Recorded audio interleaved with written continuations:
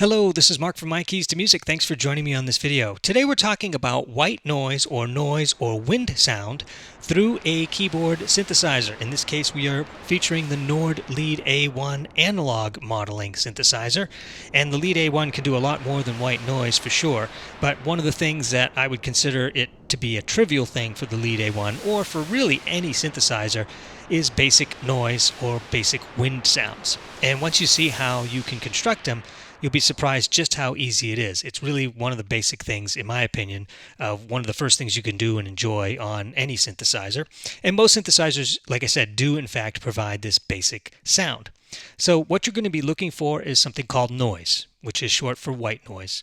And there's other kinds of noises. There's pink noise, and the personalities of those are a little different, but essentially, it all boils down to the same thing, which is a lot of frequencies being used at the same time, hitting you all at once. And that's sort of what makes noise. It's no one tonality in one frequency range. It's like everything all at once. So let's go ahead and do that here on the Nord Lead A1. And if you're new to this channel, generally speaking, I'm talking about Nord keyboards.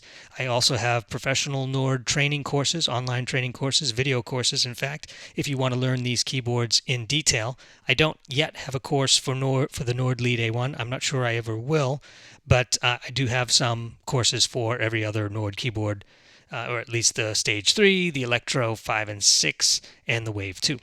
All right, so let's begin. So what you want to do is you want to get to an initialization program, or an init sound, as it's sometimes known, or just a sound that isn't populated with any presets. So on the Lead A1 here, I'm going to go into performance mode and go to D40, which is essentially a blank or empty sound.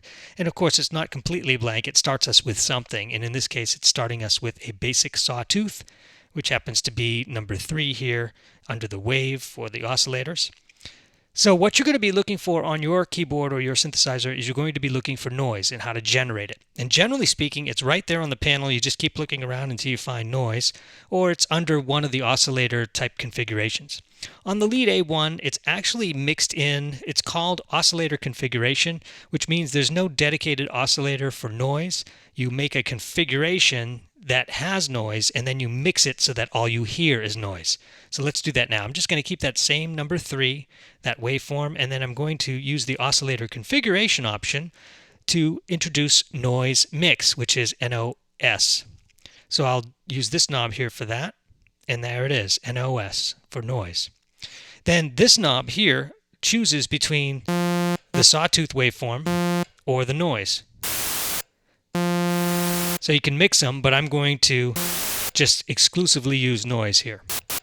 So step 1, get it so that your keyboard is making white noise, like that. Step 2 is to manually adjust the frequency cutoff, which typically is a main knob or main slider on any synthesizer. It's the big one, it's the go-to thing that you normally do. And by moving this frequency knob or adjusting it, think of the frequency spectrum here, the lows to the highs. What you're doing when you're moving that knob from high to low is you're actually reducing the highs and cutting them off. And it sounds like this.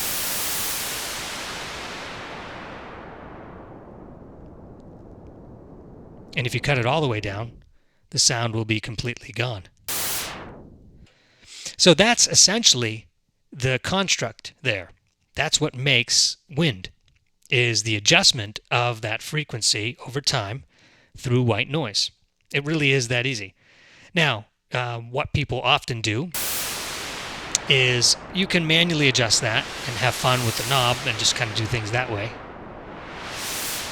Or you can get something more automated and you can apply an LFO and have that target that frequency cutoff, which most LFOs do out of the box. That's generally what an LFO targets, is the frequency cutoff. There are other things. It can target pitch, and it can target the amount of shape on your waveform, and all kinds of things the LFO can generally target. But in this case, we want it to target the frequency cutoff. So to do that here on the Nord keyboard, I'm going to adjust this knob here, which is the LFO amount under the filter section. So that's the LFO amount. Now, I have to turn the frequency down to a point where it has a range to play with. If I leave it at 10, the LFO has nowhere to go. It has to have a range. So I'll move it to halfway, and that will give the LFO half the range to play with. So it'll start at a 5, let's say, and go to a 10, and it'll oscillate between that. All right, so, and then the amount of influence that I want to have that oscillator to have is this knob. So I'm going to put it at 10. I want it to have maximum influence. Now, the LFO rate is over here, okay?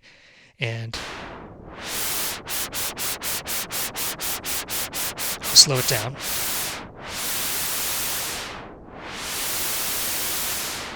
Now, for wind, you generally want to go to a pretty slow rate.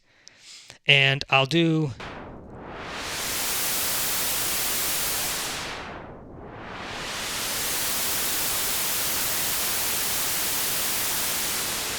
There you go.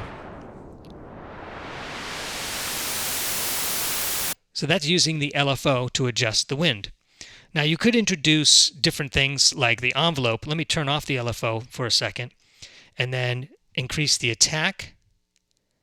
And we'll leave the decay and sustain all the way to sustain. And we'll leave the release about halfway. So I'll put the attack at halfway, the release at halfway. This adjusts what happens when I push the key, how long before you hear the volume increase of the wind. So let me show you what a slower attack would mean. And of course my frequency is still pretty far down, so let me move it up to an 8 or a 9. Let me move that attack even longer.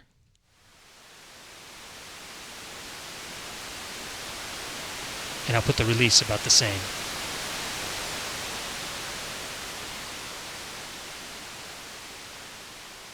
So that's another thing you can do to adjust the white noise. You can move it through your ADSR, also known as attack, decay, sustain, release, or in this case, the amp envelope. All right, so let me put the attack to something normal, and then the release to something fairly normal, and then I'll move that LFO back so that it's at a 10, and we'll keep that rate pretty slow. And I can add some reverb to that, which I think would be a good idea.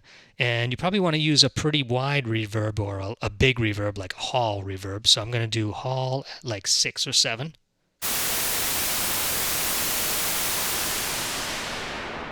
It gives it more atmospheric flavor.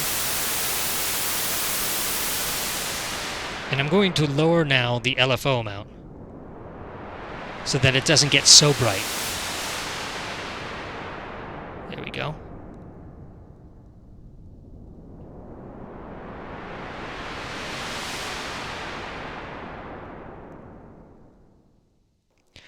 All right, now what other things could you do? Well, you could introduce a second oscillator, also assigned to noise, also assigned to an LFO, and have the two going together and sort of weaving over on top of each other. So let's do that. In fact, what I'll do here is, I wonder if I can copy this. Yeah.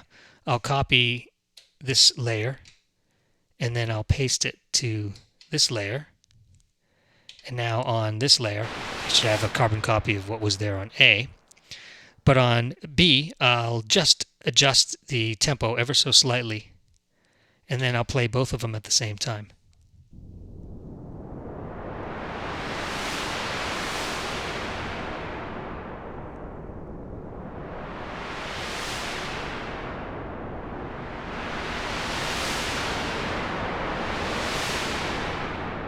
You hear them overlap?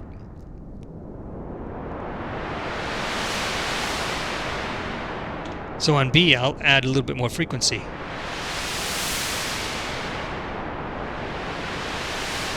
And maybe some resonance. A little more swishing.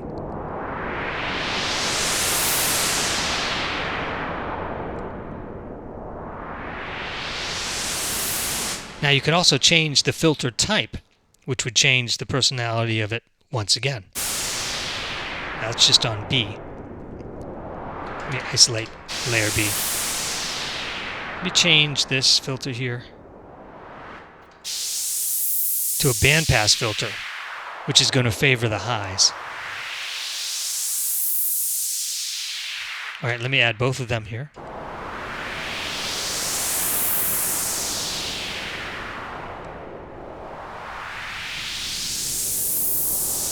Now on B, I'll put a little bit more.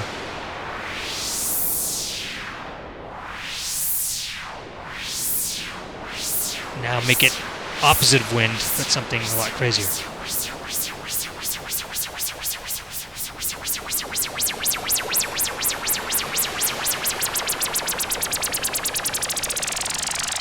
Let me lower the volume on that one.